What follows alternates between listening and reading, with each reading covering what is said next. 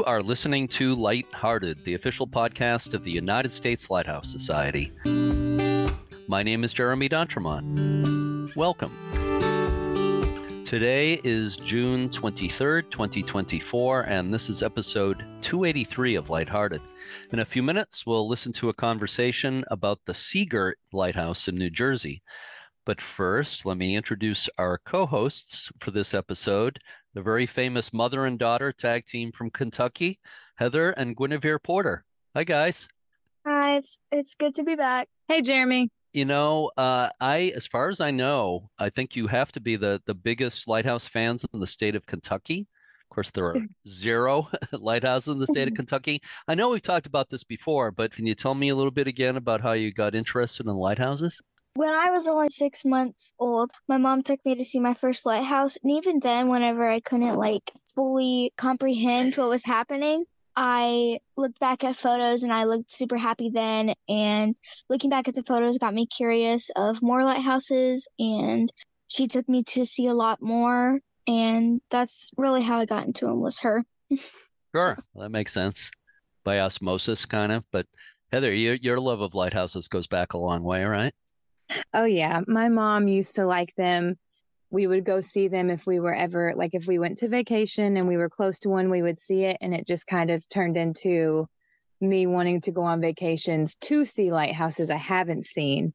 But they're just beautiful and they're a great part of history. Yeah, well, I agree. I think I told you before that when I was 3, I went with my family to the St. Augustine Lighthouse in Florida. I was in a baby carriage. Did I tell you about that? So I've seen whole movies of that. Can't say I really remember it, but I like to think that that's where I caught the lighthouse bug. So, of course, you've been on the podcast a few times since November when you first contacted me. Last month, we got to meet in person when you came up to Maine or New Hampshire. It was really nice to meet you. It was. So I do want to talk more about your trip to New England in a little while, but first we're going to introduce today's interview. So please help me out, Heather and Guin. Sure, Jeremy. Before Sea Girt Light was established in 1896, there was a long stretch of more than 38 miles with no lighthouses on the New Jersey coast from Navesink Twin Lights south to Barnegat Light.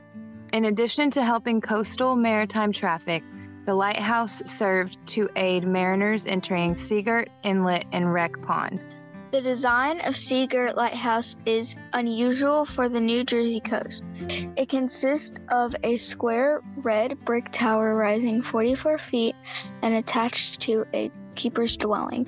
Only 6 men served as the keeper of the light station between 1896 and 1941. After World War II, an automatic light was mounted on the top of the tower and the lighthouse was decommissioned. The light was later relocated to a modern steel tower nearby. The property was purchased by the borough of Sea Girt in the 1950s, and for more than 2 decades it served as a library and as a recreation and community center. By 1980, the building was in a deteriorated state and was closed. An organization called the Sea Girt Citizens Committee was formed to save the lighthouse. The committee signed a 25-year lease with the borough in 1981, and it has since been extended another 50 years. After a major restoration, the lighthouse was open to the public. Our guest today is Jude Meehan, who is the president of the Sea Girt Citizens Committee. Yeah, I spoke with Jude Meehan at the lighthouse during my recent trip down the coast. So let's listen to that conversation now. I am here at the beautiful Sea Girt Lighthouse in New Jersey today. And with me today is Jude Meehan. Jude Meehan is the president of the Sea Girt Citizens Committee. Thanks so much for doing this today, Jude, and thanks for hosting me today. Thanks for giving me a tour of the lighthouse a few minutes ago.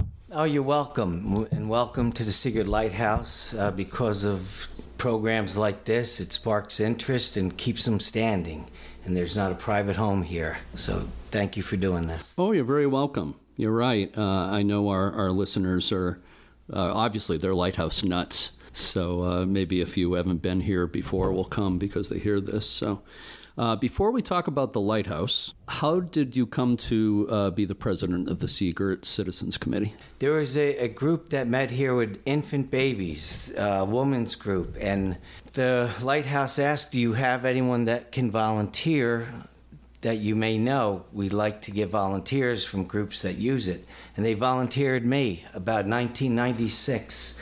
So I've been here ever since. Volunteered for probably 15, 17 years. Then asked to be a trustee and just went from there. So I've been here quite a long time and just love it. Great group to volunteer with. It's funny how lighthouses will kind of grab hold of you. Yeah, we look for whoever we can, and you don't need to have any experience. You just need a love for it, or you think you have a love for it, and you're welcome. Okay. I saw an article online that showed you in a lighthouse keeper's uniform, like an old lighthouse service uniform. Is that something you do on occasion, or? Yeah, so I said to the board, my friend's a uniform maker. He can make this, so we went out, I got measured, he started making the uniform, and he goes, oh, the look is tight. So I put it on, and I'm like, boy, I'm going to have to keep my weight down whenever I do these events. So it's sharp looking, and I do them for our summer party. I'll do it for the New Jersey Lighthouse Challenge, and any special event or people want to take pictures with a keeper. So I have a great time doing it. Yeah. Is that the uniform that's on display here upstairs? Yes. We have the formal uniform, the overcoat, and a white, like a denim white dungaree jacket that would be used for maintenance. Okay. The uniform looks very authentic. When you wear that and greet people, do they sometimes think you are an actual lighthouse keeper and start talking to you like you are the keeper here? Yes, and I will pick a year that I'm going to portray, and I will act that year. What's going on at the sea, any new ships from Cunard Line. So I'll play the part, and we have fun with it. Yeah, oh, that's great. So let's get into the history of the lighthouse here. First of all, why is there a lighthouse in this place? Maybe you could say a little bit about the geography of where we are and why there's a lighthouse here. Okay, we're right at the heart of the Jersey Shore, pretty much between Sandy Hook and Barnegat Light. It's flat for the most part. It's sandy beaches where the shoals change quite often. They can go out as far as 600 yards. They can come in as far as 50 yards. So in the day, ships of sail, and there's no electricity and not many campfires, nothing reflecting the moon, skippers not from the area do not know where the coast is. And many have grounded. It's hard to get a ship of sail off a sandbar. Steam tugs really weren't around till after the Civil War, and they weren't prevalent till late 1890s. So you're in a bit of a pickle. So a lot of commerce, lives getting lost. So Sea Girt was put in to bridge the gap between Atlantic Highlands, the Twin Lights of Highlands, and Barnegat. And what it did, if a skipper had to read the light and know it's right on the beach, so stay offshore. Give it a couple miles. Yeah. So our height is designed for this specifically. We're designed where the keeper lives with the light, all in one building. And they figured for expense, a fourth order Fresnel lens is doing it. So when you sail from the Statue of Liberty to Cape May, fore or aft, you always see a light on the coast of New Jersey. Right. Well, you just touched on the design of this lighthouse, which is pretty unusual on the New Jersey shore. Like I just came from Sandy Hook Lighthouse, which is a very old, obviously oldest lighthouse tower in the country. Simple kind of rubble stone tower. I was at the Navesink Twin Lights earlier today. That's pretty unique architecture in itself. You've got the tall brick lighthouses like Barnegat and Cape May, but this one is quite unique. Certainly seems like it was a comfortable place for keepers to live. The keepers all talk to each other, and as you go from 19 working in the lighthouse service to 69 or older, you try to find a light like Sea Girt. Less stairs. Every keeper knows how many stairs and what they had to carry up, and where they try to position themselves the best places to retire. Right, yeah. And the first keeper here, I think his name is Abraham Wolfe, right?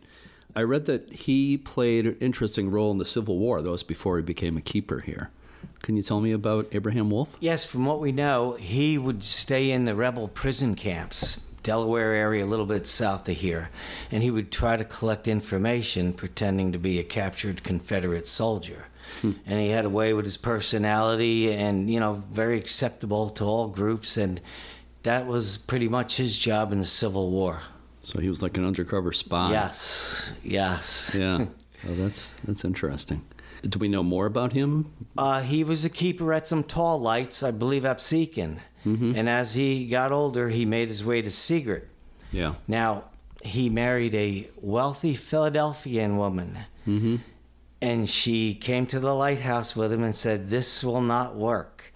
She bought the lot next door and built a house. So he slept in that house, which remained just until 15 years ago when they changed it. And that's where he stayed with his wife. Was anybody living in here at that time? No. Wow. But he still had to maintain it, do his duties. Because it was inspected from time to time, of course. Yes. And over the years, we did get some efficiency pennants from the lighthouse service. Well, it was easy to keep clean if nobody was living in it. Yeah. So he had a very nice lighthouse keeper Wolfe. Oh, that's funny. I believe there was briefly a woman keeper here at Sea Girt. Yes, the wife of the second keeper, Mrs. Yates, Harriet Yates. First keeper did 7 years, second keeper did 7, third did 7, and we'll get to the fourth keeper later. She had children here with Keeper Yates. He died on the job in the lighthouse. So without batting an eye, she kept the lantern going, know how to do it, knew everything. Applied to be the keeper, but because she was not in the Civil Service Union, they passed her over and put a replacement here. Interesting. Yeah, that's how most women who became keepers, as I'm sure you know, it was usually a case where they were the wife or daughter of a keeper who fell ill or died, and they already knew how to do the job. But most of them were earlier, and I guess there weren't those civil service requirements back when that was happening. Yeah, they had no issues with her capabilities of doing it, is just not in the civil service.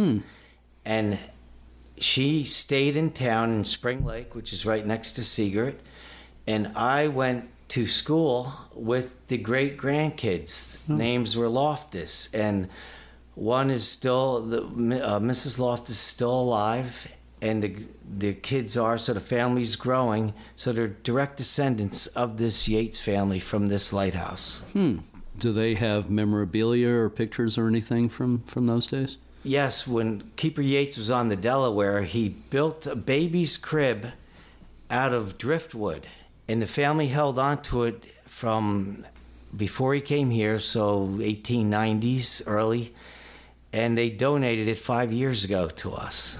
That's fantastic. Is it in this room where we're sitting here? Right behind you. It's right behind me. So he handcrafted it from wood that drifted up on the beach. So when it was offered to us, and I went to grammar school and high school with the girl who offered it, I said, "We'd love to have it, thank you." Yeah, no, I didn't see it at first, but it's a beautiful little piece. Wow, isn't that neat? We have another special guest coming in here, Jude. Catherine Schweer, trustee of Sea Girt Lighthouse. It does so much for it, and we thank you for everything you do, even before you were a trustee. Thank you, Catherine, for helping to arrange all this today. I really appreciate it. I was just going to mention, this is made from a shipwreck. This is the cradle we're talking about. Yes. That we were just discussing. And it was off of the schooner G.H. Halo that was wrecked on Crossledge, Delaware Bay, October 13th, 1895 in a southeast gale. That's what this wood from the cradle is actually from. It's not driftwood. It's from the actual shipwreck. That is so cool. So it's got all kinds of history behind it. Yeah. Well, thank you for sharing that. A little small for an actual baby. Yes. Yeah. A doll, maybe. Maybe it was used for dolls. Tom Thumb. Yeah, right, yeah. So anything else before we move on to other subjects that stands out for you with the human history here, the stories of keepers and families who lived here? Well, the third keeper, and we have the logs from the keepers. We have their correspondence, their letters, and our third keeper was off a lightship. That was his first duty. So he was glad to get on land, Keeper Hawkey. And I've been on lightships just visiting, so I can kind of relate to what he went through. And when I was a little boy, I met the tail end of people that worked on lightships. So that was interesting to me, because I'm a ship guy. Yeah. I'm going to be seeing the lightship Overfalls in Maryland in a few days. Oh, super. Yeah. There's only about a dozen left in the country at this point. The Atlantic City lightship I was on as a kid, they sunk that as a reef. There's one on the Philly side of the Delaware. It's used to lay off Barnegat, but it's getting in such really disrepair. And the fees are just so much for shipwrights, shipyards. It's almost, you can't do it. Yeah, the ones that have succeeded are usually ones that are tied into like a maritime museum or something like Baltimore. that. Yeah, it's hard to make it kind of as a standalone thing. There was a radio beacon navigation system here, and I think it was very significant. Can you tell me about that? Yeah, we were one of the towers, I believe here, Fire Island, and one more. They needed a triangle. It was the beginning of Loran Sea, to pinpoint your spot electronically. LORAN meaning long-range navigation system. Yeah. It didn't use satellites. It used just high towers that could go to the ship and triangulate. Cool. Is there anything remaining from that system here? Just a couple of foundations on the property. We have pictures of the towers, which were extremely tall. Yep. And just some narrative when company was taking them down. A couple of them hit the building. So they were okay at it, yeah. No one got hurt. Well, that's good. The building didn't get too badly hurt, I guess. That's good. So speaking of shipwrecks, there was a shipwreck, the Morro Castle, that happened in 1934. Can you tell me that story? Yeah, a cruise ship of the Ward Line. Her power plant was diesel electric. She was called the Electric Turbo Liner. Steam turbine turned generator, which turned electric motor instead of geared screws like the Queen's. Her run, profitable run, during Depression time, from New York to Havana. And she made the run over and over and over. One time coming home from Havana, I've read books on it, and it looks like the radio operator, a bit of a psychopath, he started the fire. It was no accident. There's different theories on it. So she caught fire south of Sea Girt in a northeast gale. So captain increased speed, tried to beach it.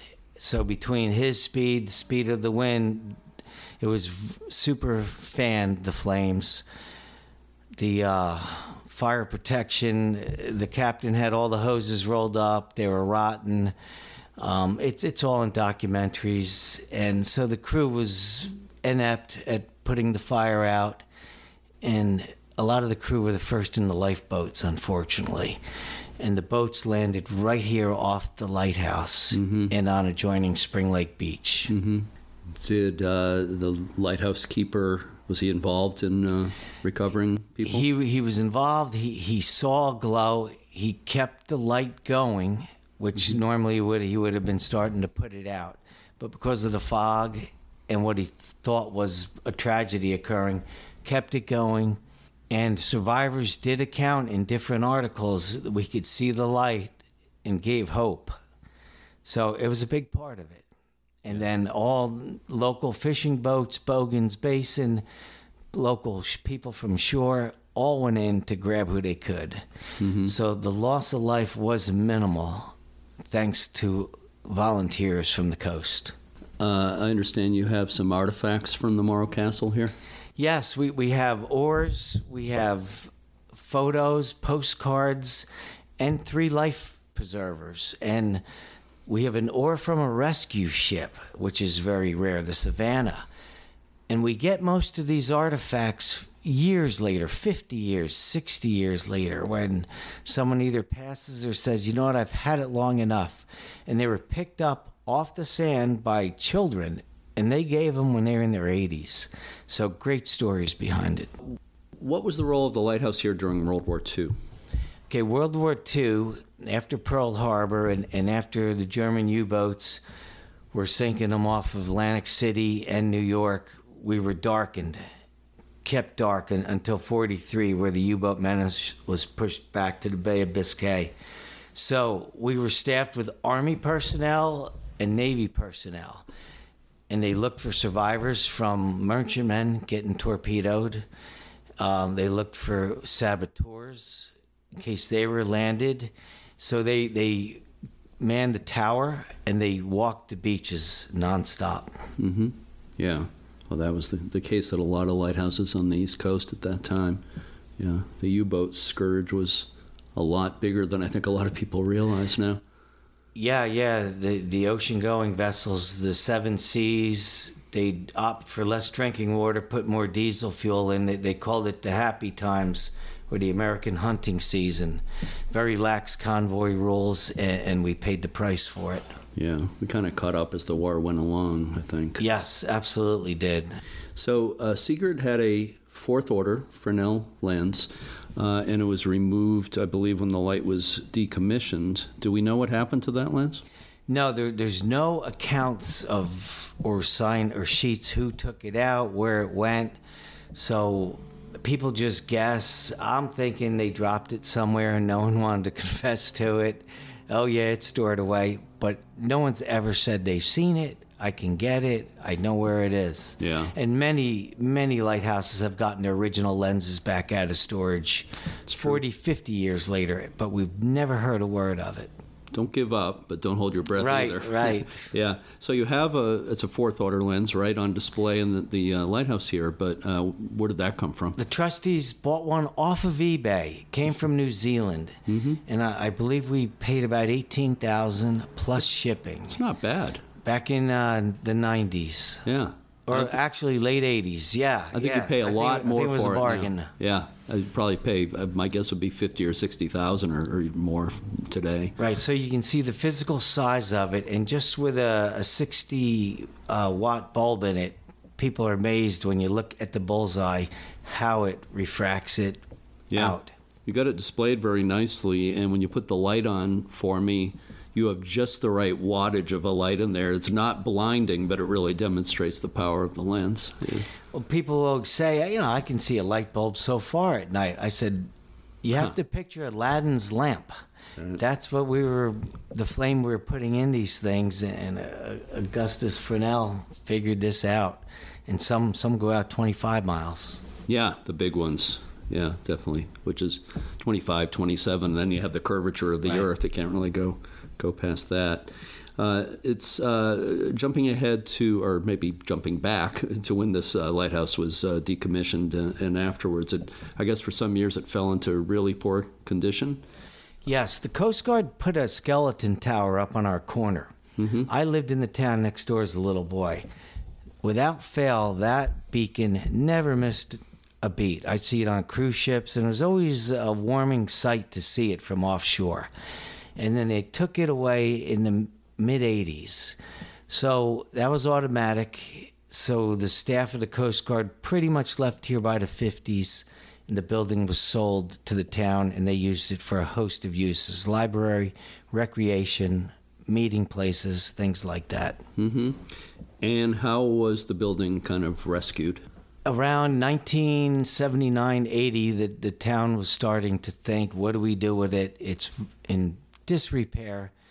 Should we sell the property? And citizens stepped up and said, absolutely no. We will take care of it 100% volunteer basis, financially, the muscle, the expert work that went into it. And they saved it, and they started its own account that helps keep it going. Mm-hmm. And we're always thankful for donations, and people can give talent to it, whatever they want to do. And, of course, just come and enjoy it. Yeah. So we're very fortunate. The foresight of them saved it. Yeah. Well, it's obvious when we come in here, it's had a lot of loving care and still gets it Thank you. today. So jumping ahead to the present day, the lighthouse is open on Sundays most of the year, is that right? Yeah, 2 to 4, April through November. And we love when people call for special tours. You don't have to be a group. You could be an individual or just a couple neighbors that want to see the lighthouse, or a lighthouse enthusiast that just can't make it at that time and leave a message. We'll call you up and we'll arrange to get you in. We love doing that. Yeah. I'm sure over the years you've had U.S. Lighthouse Society group tours here. I don't know if you remember any coming in here, but I'm sure some have. Yes, and before me, there were more of them. But we've done some, like the class of 1930, people like that, and everyone has a great time with it. Yeah.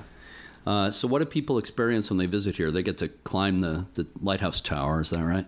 Oh, sure. You can self-tour, you can go on a guided tour, and you can ask questions at any time. And you can really just try to experience how the early keepers lived, and we'll tell you what their duties were. Or you can just go to the top and gaze at the ocean, and you don't have to say a thing. So we just want you to enjoy it the way you do. Just kind of soak it in. Yes. Yeah. Here's something I should ask, since I work for the U.S. Lighthouse Society. Do you have the U.S. Lighthouse Society passport stamp available here? Yes, and actually we have a bunch of them, because we had a dried pad once, so we make sure the ink's fresh and the stamps. And if people call up, we'll either mail you one, or one of the trustees will meet you here so you can get us in your passport. Yeah, you can't disappoint the lighthouse stamp collectors. They're really we into go it. all out for the society. Yeah, well, that's great. We talked about some of the things on display here in the museum, like the Morrow Castle life jackets, the lighthouse keeper's uniform, the Fresnel lens. Anything else of particular interest you think that people would want to see when they come here? Well, that's really a great question. I got a first aid kit that was issued to lighthouse keepers. I bought it at a military show. We put it in a display. It says Lighthouse San Francisco. A gentleman came in, looked at it, couldn't believe it was so complete with needle, thread. He says, "That's what I collect. I've never seen it collect a full one, all included." And I just thought no one would ever comment on that. So you never know what you have that is going to be someone's favorite artifact. That's very true. Does it say U.S. Lighthouse Service on it? Yes. It does. Yeah, we'll show you right after this. I've never seen that anywhere before. That's neat. So do you have special events here? Yes, we host a art show that's been going on for 40 years. The surf fishers, they have their meetings here. They're a club that started in the early 60s that fish off the surf for striped bass, bluefish. So they love meeting at the lighthouse. They're going on 30 years here. We have the Holly Club of Sea Girt that keeps the town beautified. They meet here. A crochet club and other groups. Mm-hmm. So it's kind of like a community center in a way. Yes, absolutely. All except the early days when they had the children here with their recreational events. They've been moved to the school where they're better off. Yeah. So you mentioned volunteers a couple of times. Two-part question. What kinds of things do volunteers do here, and are you always looking for more volunteers? Yeah, there's always a need for tour guides, especially the Lighthouse Challenge. So you can work the Sundays or come in one Sunday, all of them. We have people that do all different varieties of it.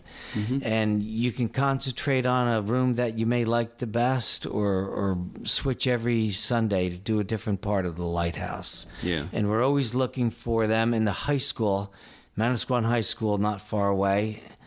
Always giving us people that need community service hours. So that's a great find. Yeah, well, that's great. Yeah.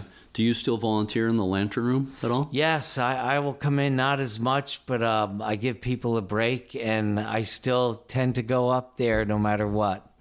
Probably don't wear the old uniform up there. It's probably a little hot for that. The August party here can reach, high 80s, high 90s, and it's just so exciting to be in it with all the people showing up. I don't notice the heat. but I'm sure the keepers did. I'm sure they did. They probably didn't just hang out there on days when it was 100 up there. Get the job done and get back down. So I have one final question for you for bonus points. Okay, that question is: what is or has been your favorite thing about your association with Sea Girt Lighthouse? It's definitely the lantern room, and the time of year is early fall. There's no one really on the beach. I'll watch the ships just leaving New York Harbor. We can see pretty far up there from our vantage point, and I'll just watch them come down, lumbering up the coast, whether it's a tugwood barge or a cruise ship or just the tanker going out on its run. That's my ultimate favorite. And seeing the local fishing fleet go out and come back with their customers, and the sun setting and the moon coming up. That is my favorite time here. Sounds like heaven to me. Oh, it is. It certainly is. Yeah. Well, this is great. It's really a treat being here today. I really appreciate you hosting me here and showing me around. Beautiful, beautiful lighthouse, beautiful community here. And I appreciate your time today. So thank you so much, Jude. Oh, we love participating, and thank you for coming and visiting, Jeremy.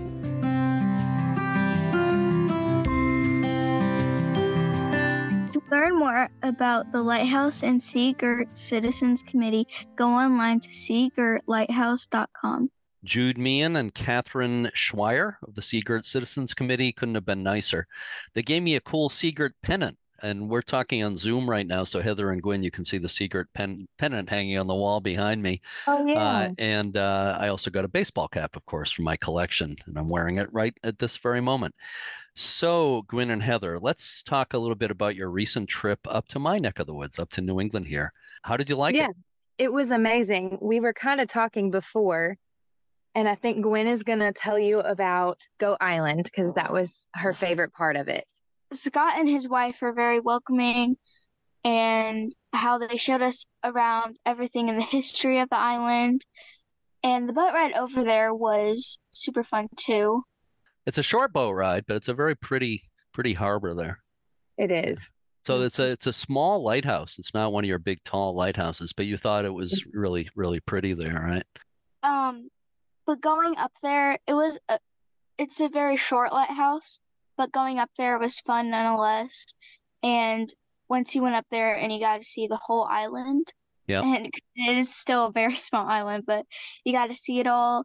And normally there are a lot of dandelions, but there weren't so many whenever I went, but there were still some, and what I saw was so pretty. And and you liked their dog. Their little dog. They had 2 dogs there. Yeah. And they're also very welcoming. Oh, yeah. One of them especially was jumping all over us. Yeah. One of them was, like, as they said, a water dog, and he would go in the water with you whenever you would look for shells. And you liked how they had the walkway from the house to the lighthouse, like all the history in it and stuff. Actually, there was sometimes called a walkway, a covered walkway. That was gone for a long time. It got washed away in a storm in 1978. And it was just about like 12 years ago they rebuilt it. I was there for the dedication when they kind of unveiled it. They did a beautiful job of it. Yeah. Yeah, it's nice. We went to Portland Head, which was my favorite. We met you at Portland Head, and that was fun. And we met Kathy, the coordinator there. Yep, Kathy Raftis. Yep. Yes, and we were able to climb Portland Head, which was just a dream come true. That was it was beautiful. It was nice. There's also a lot of history, which was really cool. Yeah, it's one of the oldest lighthouses in the country. But yeah, first we went to Portland Head, and then we went to Goat Island, and then we went to Nubble, and Nubble was beautiful. That was definitely one we wanted to mark off our list. We have a picture of you and me and Gwen hanging in the stairway at Nubble. I printed it out. It's in the kitchen, or it's in the stairway. Stairway at Nubble? What stairway? No, like our stairway at home. Like I printed a picture. Okay. Yeah, I'm thinking. I put it on our stairs. I thought you said stairway at the Nubble, and I'm thinking we didn't get onto the island. We didn't get in the lighthouse. So we took a picture of me and you and Gwen in front of Nubble, and we put it. We have like pictures from our vacations, and one wall is just our lighthouses that we visited, and so we put that one. That's the one we put up with me and you and her. It's such a popular lighthouse. I'm sure a lot of listeners know. You don't quite get there. You look at it across a couple of 100 feet of water, and it's just so pretty. But I think that's part of its charm, that you can't quite get there. It's like kind of mysterious in a way. Yeah. Do you remember we went to the gift shop and I bought a little figurine for my china cabinet of Nubble? Yeah. I got home. I didn't open it till I got home, and when I got home, it was a snow globe. You didn't realize it was a snow globe, huh? It was like they had the snow globes and then the figurines next to it, and I grabbed the wrong one. I collect how she collects the figures of lighthouses. I collect snow globes in general, but I really like to collect lighthouse snow globes. They're just my way of like, look, I went here. Yeah. It's another memory other than just in my head. Yeah. Sure. Snow globes are cool. That's kind of an old-fashioned souvenir in a way. I think those have been around a long time, and they sell them at places like the Statue of Liberty, or tourist attractions everywhere you go. They have snow globes. So you got a Nubble snow globe when you were there. Yeah. I brought her one from California that was Point Vicente. That's kind of funny. Point Vicente in Southern California, they don't have any snow there, but you have a snow globe. Oh, I know. That's funny. Yeah. That's what they had a whale watching center and a museum right there. Yep.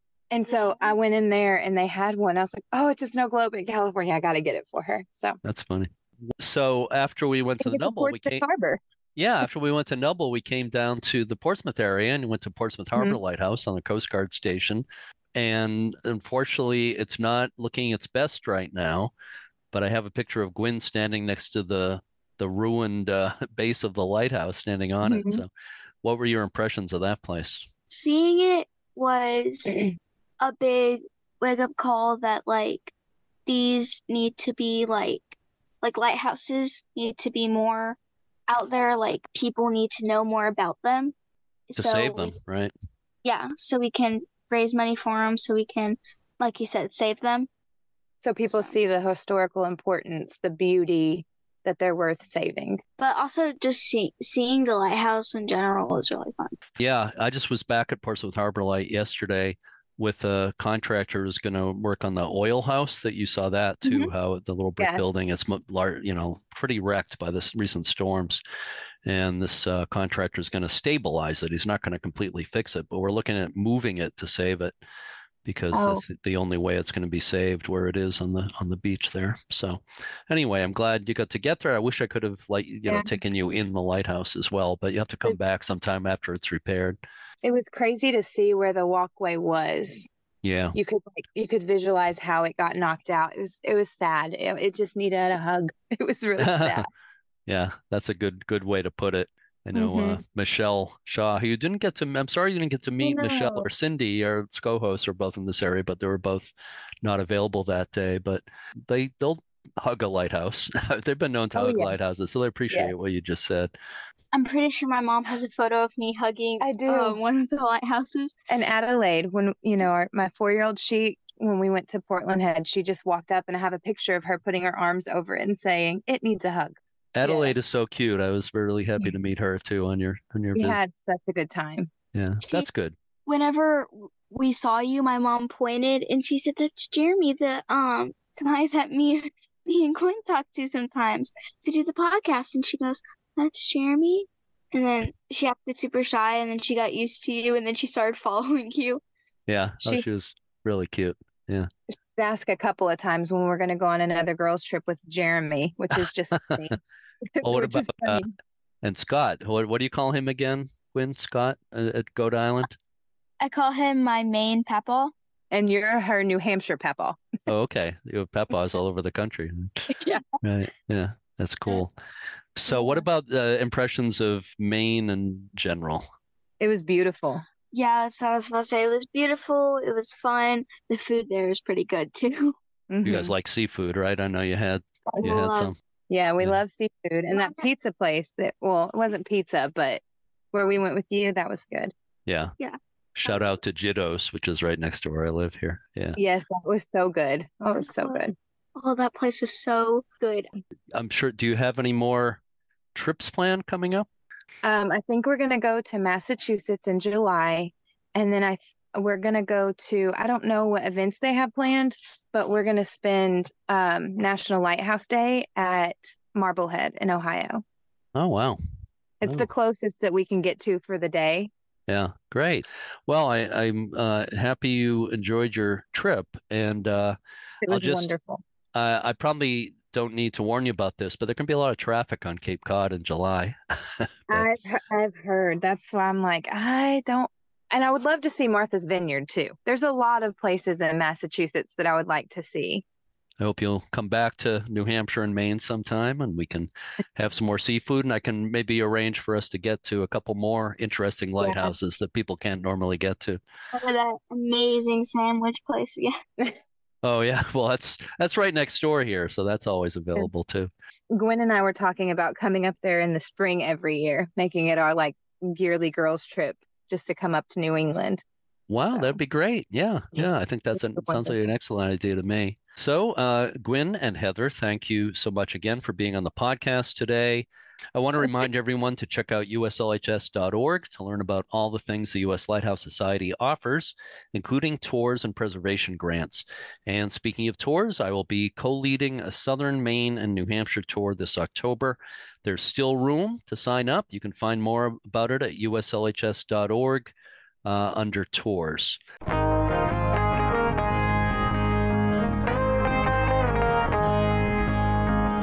So before we sign off today, anything else you want to add, Heather and Guin, about lighthouses or anything else you have on your mind? Just to say thank you so much for spending the whole day with us and showing us lighthouses we wouldn't normally see and from views we wouldn't normally see. Yep, just like she said, thank you for spending the day with us and welcoming us into your home and for letting us back on the podcast again. And your wife is the nicest lady I've ever met in my She life. She's so sweet. Well, I think the same thing. That's why we've been together for 40 odd years at this point. Yeah, So tell her we said hello. I will. I'll say hi to Charlotte for you. So again, thank you so much. It was my pleasure showing you around, and hope we get to do it again. I Yes, think an annual spring visit to this area is an excellent idea. We'll be back next week with a discussion about two maritime museums in Maryland, the Annapolis Maritime Museum and the Chesapeake Bay Maritime Museum. For now, to all our regular listeners and our new ones, thanks so much for listening, and keep a good light. All in my house, I'm gonna let it shine, let it shine.